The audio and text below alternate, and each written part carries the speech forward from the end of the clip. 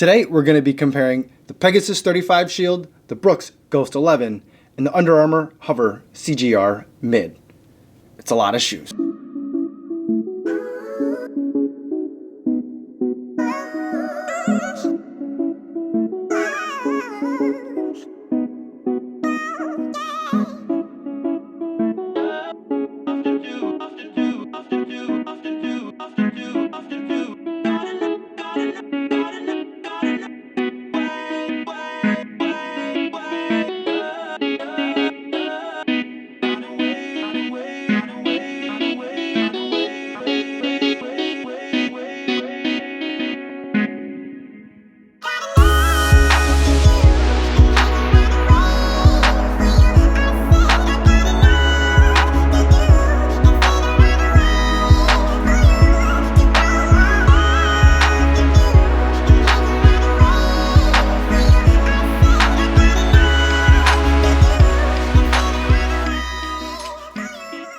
.82 miles, 8 minutes, 36 seconds per mile. Had a great day out there in the Under Armour Hovr CGR Mid. Now this is a shoe that I reviewed earlier on in the winter, very early on, and I wanted to run it again today just to remind myself kind of what my thoughts were on the shoe, because it has been a while, and I'm so glad I did. I kind of forgot how much I do like running in this shoe, and if I remember correctly, by the time I'd gotten to like my 100-mile review, usually when I do those, I try to run in the same shoe a lot in a very condensed amount of time. One, to get the review out quickly, but two, to really get a feel for what the shoe is.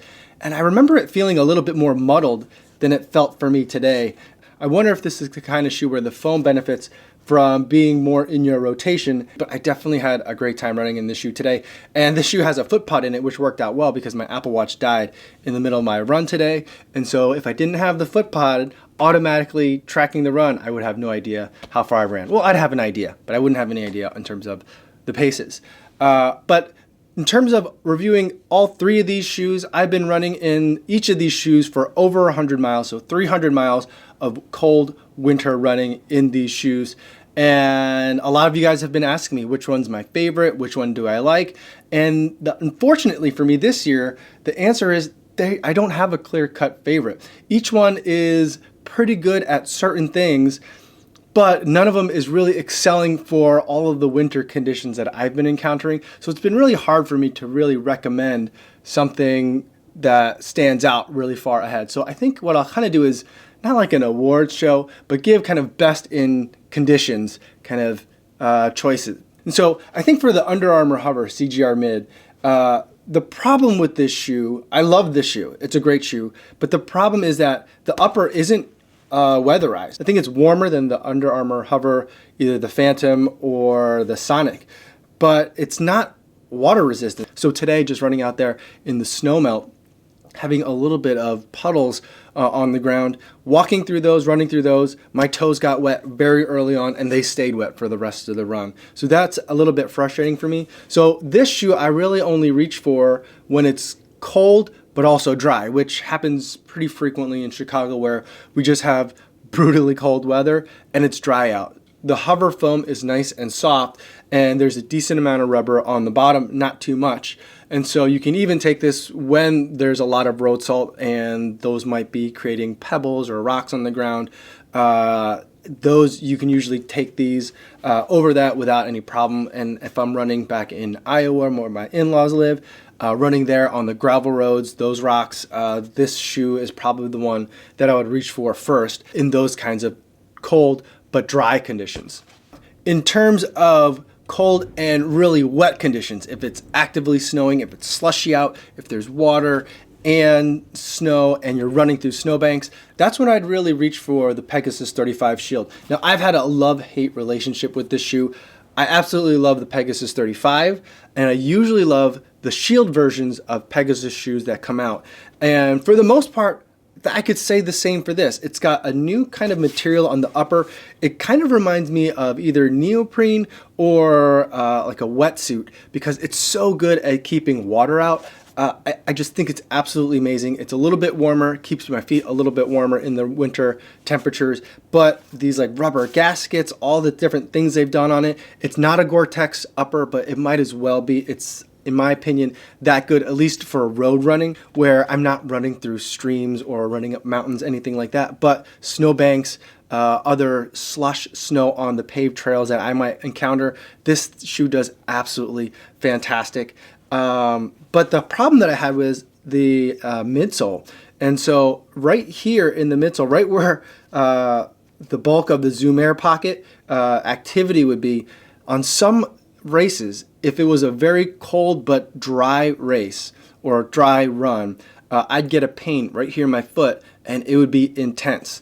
It happened to me most notably at the F3 Winter Half Marathon. Temps were in the teens. By about mile 7 or 8, as I was racing in this shoe, I had a horrible foot pain here. It made me try to run, so I would land on the side of my foot or the interior of my foot. I just didn't, I was avoiding this part here. So really painful. It didn't always happen, and it usually didn't happen unless I was running like more than 7 or 8 miles. So my typical kind of afternoon midweek run, it wouldn't surface as a problem.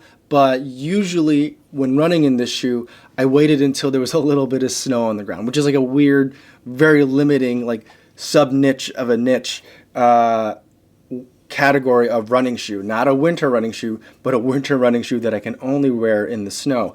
So that was a little bit frustrating, more than a little bit frustrating. It was downright disappointing about this shoe. But if it's cold and it's wet, there's a little bit of snow on the ground. It doesn't have to be completely covered the entire time, but something to give just that little bit extra padding to avoid that kind of pain I was having right here. And it's not just me. A lot of you have mentioned in the comments that you've run into similar issues. I just don't know if there's something with the different rubber that they're using this year, or maybe even the tread pattern that they're using. These are more triangular versus the pentagons that you normally see on a Pegasus. Whatever it is, this could have been my favorite winter shoe ever, but it just wasn't. And so this one I would really only recommend if there's going to be a lot of snow, slush, other wetness as you're running, and it's going to be very cold for the winter time. Now that leaves me with the third running shoe that I ran in this winter, which was the Brooks Ghost 11. I recently got to the 100-mile review of this shoe, and it's again another mixed review. It has a Gore-Tex upper, which is just absolutely fantastic. This is one of those shoes where I think it's actually a trail shoe in road shoe clothing. The lugs on this are beefy. There's tons of rubber tread on the bottom. The grooves are super thick.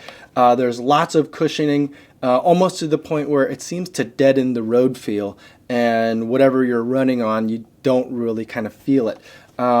The upper, in terms of keeping water out, it's got Gore-Tex on top, and Gore-Tex is amazing.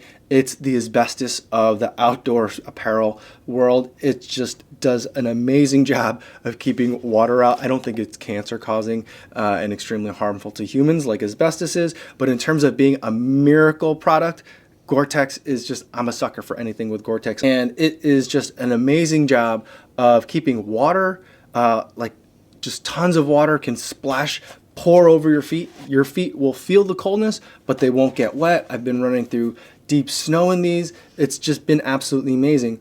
But the Ghost 11 itself, this midsole, all this stuff happening in the heel, from the heel cup all the way to the 12mm heel drop to the extra rubber that's on the bottom, this part just is really distracting for me, and I just can't live with this shoe quite so much. And so I'd say that I would take this shoe if I'm in cold and icy or cold and other like unsure footing types of conditions, because the tread on the bottom is just so beefy. And so it's, again, not my favorite because I feel like it's slowing me down. I feel a little bit like I'm running in a boot when I'm running in this shoe. And so, again, not my favorite, but definitely has its own use case.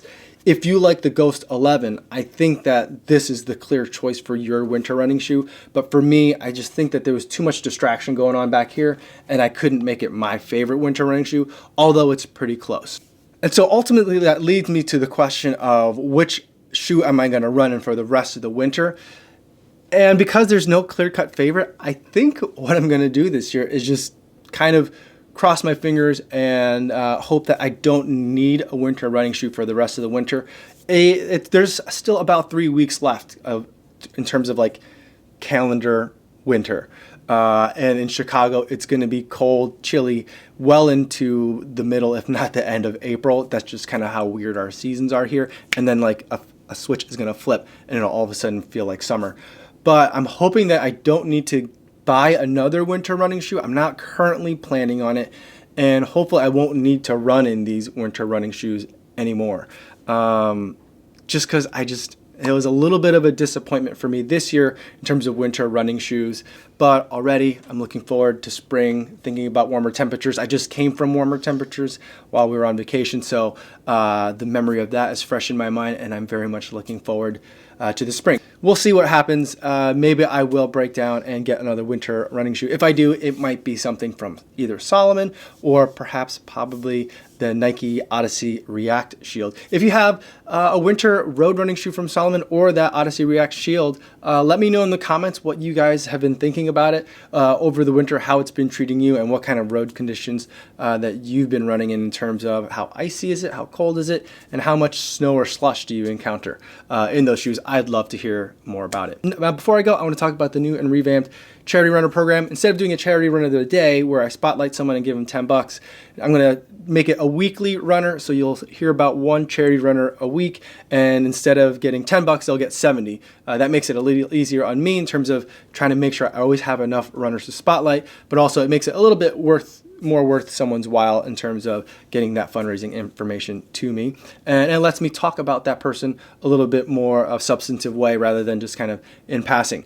So hopefully those changes will work out, and the first charity runner for a week is going to be Joel Moody, and he's going to be running the 2019 London Marathon, and he's going to be running that race for the Prostate Cancer Research Center over in the UK. And that means a lot to him because unfortunately his own grandfather last passed away in 1995 due to prostate cancer. So this is a one way for him to remember his grandfather and do something in his honor. So very worthy cause, and Joel, we wish you the best. That's all I have for today, everybody. Thanks so much for watching, and I will see you guys tomorrow. Yo, what's going on?